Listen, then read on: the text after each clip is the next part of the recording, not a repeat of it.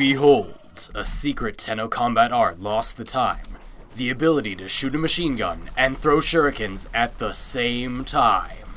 The ability to create a cutscene in the middle of combat if you're in danger. A legendarily disorienting combat technique that allows you to kill enemies as they bleed out on the ground. And of course, the ability to assassinate targets with range, with stealth and precision. Level 100 or whatever enemies are nothing before Ash, the Jack of Espionage. My name is Andy and I welcome you to FrameWork, a series of Warframe builds and weapons built specifically for them.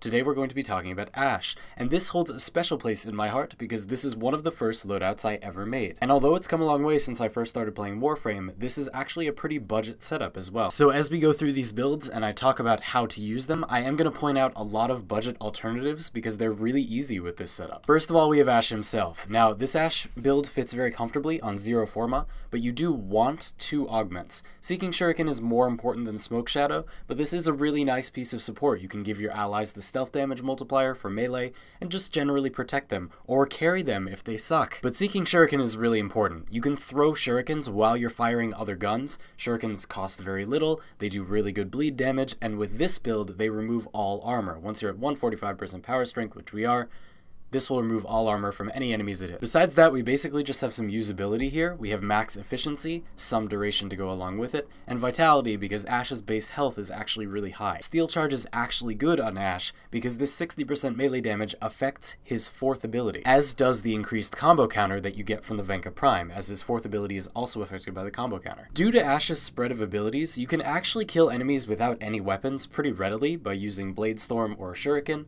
Repeatedly, this will deal a huge amount of damage, and thanks to Ash's extended /proc passive, Blade Storm will eventually kill enemies if you just wait around, which you can because you can stealth. Having said all of that, don't be intimidated by all of the prime items in this loadout. There are lots of things that you can replace. Soma Prime is here as a weapon to accompany your shuriken. You can throw shurikens while you're firing a gun, so this Soma Prime is built for high critical damage, basically no status, and this weapon ain't great at status to begin with, and viral damage. It additionally deals a lot of slash damage, and those elements do very, very well against naked enemy bodies, which is all you'll be fighting because you can throw those armor-stripping shurikens while you fire this gun. And as you saw earlier, this does nauseating amounts of damage to enemies. Argon Scope is not necessary, but it's powerful. You could use Bladed Browns, you could use whatever else you like, really. Hunter Munitions is not bad, but you can use really whatever weapon you want here. I would recommend that you optimize it for viral damage, and it would be great if it did innate slash damage, so that you'll do extra damage to those armorless bodies that you're fighting against.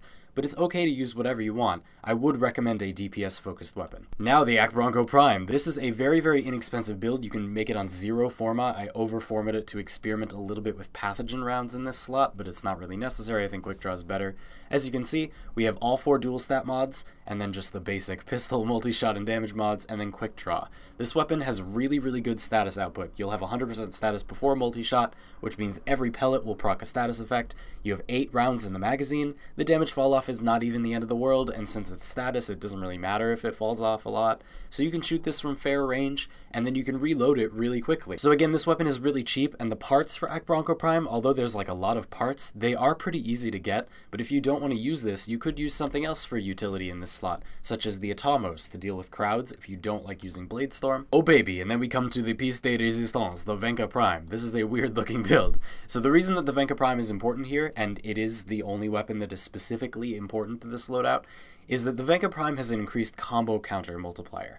So as the combo counter goes up, the Venka Prime gains more damage per combo counter step, 0.75 instead of 0.5, and that applies to your Blade Storm damage, which is really important, because after just a few hits, you'll be doing way more damage with Blade Storm than you would be with any other melee weapon equipped. All you really need to make Blade Storm pretty much as powerful as it's going to be is a combo counter mod. You don't need to use body count. It would be just fine to use Drifting Contact instead, or if all you have is Gladiator Rush, that will work just fine as well.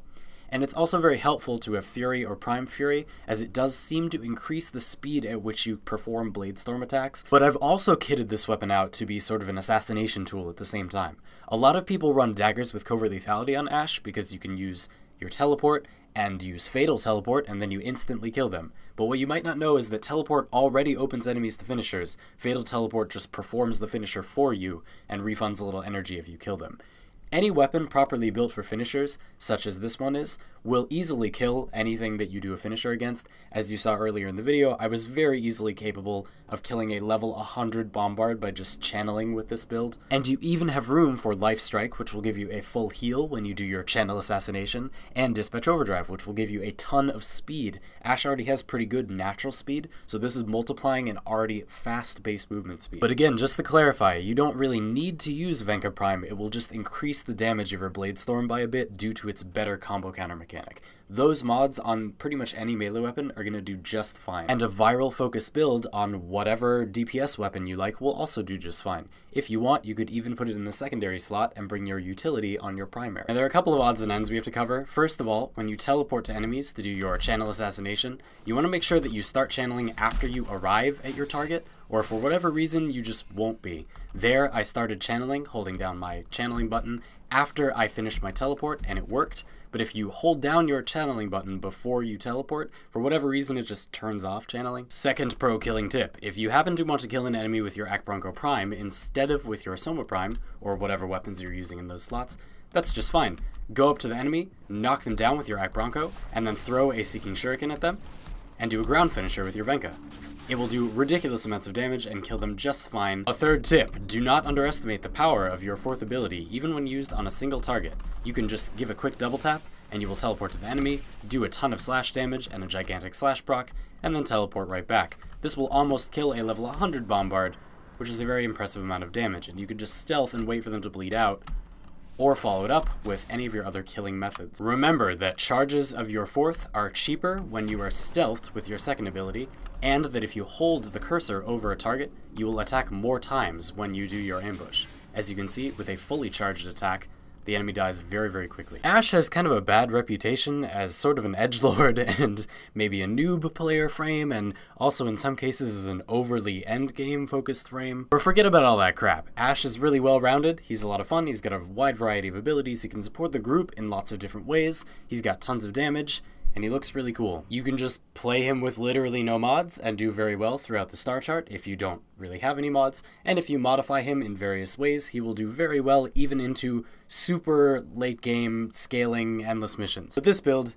is just for killing absolutely everything that you normally encounter during normal gameplay. If you enjoyed this build, you can check out others like it through my framework playlist, or just look for the film reel style thumbnails when I upload content in the future. You may be particularly interested in my Loki and Ivara frameworks, which also feature stealth and a lot of utility, and you can find those in the description. Thank you all very much for watching. Subscribe if you had a good time. Find me elsewhere on the internet through the links in the description, and I'll see you all next time.